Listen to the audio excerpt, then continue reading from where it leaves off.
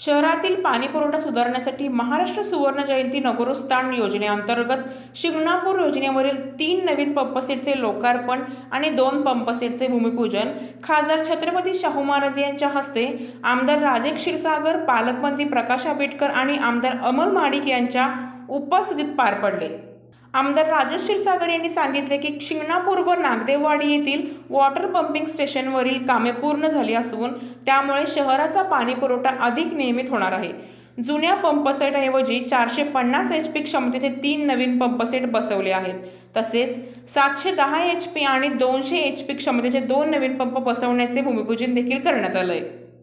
यावेळी कार्यक्रमास मनपा प्रशासक के मंजुलक्ष्मी, कोल्हापूर दक्षिण विधानसभा समन्वयक शारंगधर देशमुख, माजी नगरसेवक रमेश पवार, भालचंद्र बाल। यावेळी कार्यक्रमास मनपा प्रशासक के मंजुलक्ष्मी, कोल्हापूर दक्षिण विधानसभा समन्वयक शारंगधर देशमुख, माजी नगरसेवक रमेश पवार, रामचंद्र भाले, जल अभियंता हर्षजित घाटगे, अतिरिक्त आयुक्त शिल्पा दरेकर यांच्यासह अधिकारी व मान्यवर उपस्थित होते।